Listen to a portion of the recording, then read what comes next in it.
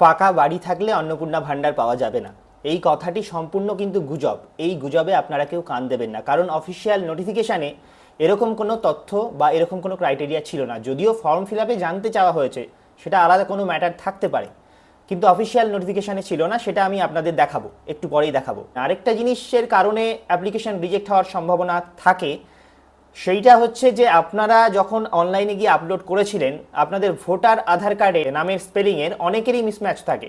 সেই মিসম্যাচটা হলে পরে কিন্তু অ্যাপ্লিকেশন রিজেক্ট হওয়ার সম্ভাবনা রয়েছে। বা ধরুন আপনি আধার অনুযায়ী আপনি আপলোড করেছেন বা টাইপ করে দিয়েছেন, কিন্তু আপনার আধারে সেই নামের বানানটা নেই, অন্য বানান আছে, টাইপ করতে গিয়ে ভুল হয়ে গেছে। এরকম বিভিন্ন কারণগুলোর জন্য অ্যাপ্লিকেশন রিজেক্ট হওয়ার সম্ভাবনা খুবই থাকছে।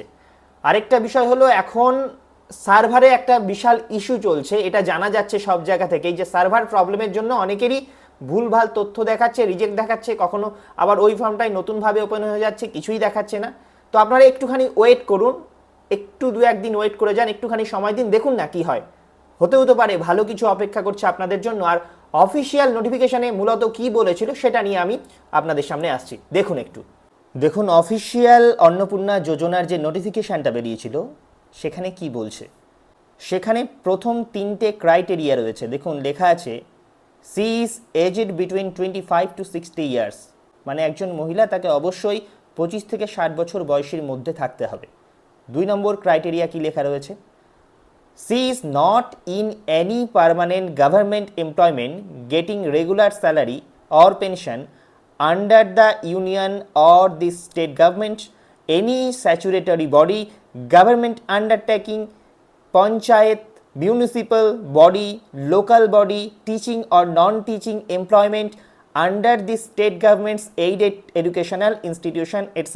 মানে এইটা পুরস্কার বোঝাচ্ছে যে যদি কেউ স্যালারি পায় গভর্নমেন্টের বা পেনশন পায়, গভর্নমেন্ট আন্ডারটেকিং কারোর সাথে যুক্ত আছে, পঞ্চায়েতের সাথে যুক্ত আছে, মিউনিসিপ্যাল বডি, লোকাল বডির সাথে যুক্ত আছে, government related teaching non teaching কোনো স্টাফ আছে, তাহলে বা কোনো এইডেড ইনস্টিটিউশন মানে গভর্নমেন্ট সাহায্যপ্রাপ্ত যদি কেউ থাকে, তাহলে কিন্তু সেটা পাবে না, তারা কিন্তু এলিজেবল নয়। লেখা আছে she is not in any permanent, তাদের অ্যাপ্লিকেশন ফর্মগুলোই কিন্তু রিজেক্ট হওয়ার সম্ভাবনাটা বেশি রয়েছে।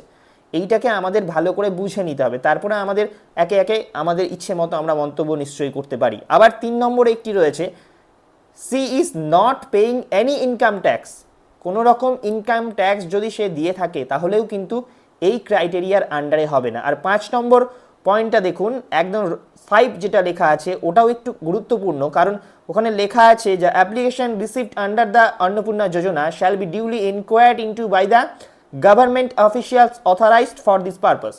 After verification inquiry, the block development officers in the rural areas and the sub-divisional officers in urban areas shall be recommended list of eligible applicants online to the district magistrate for sanction.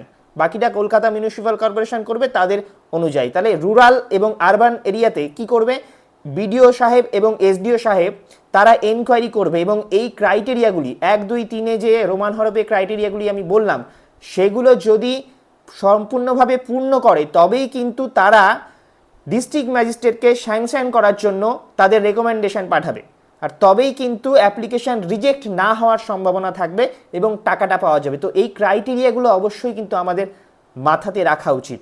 তারপরে তো আমাদের বিভিন্ন রকম problem থাকবে, সেগুলো আমরা জানাবো আমাদের নিজেদের মতো করে, যেভাবে জানানো যায়, কখনো ওয়েবসাইটে, কখনো ফেসবুকের মাধ্যমে, বা যার যেরকমভাবে আছে নিশ্চয়ই জানাবো।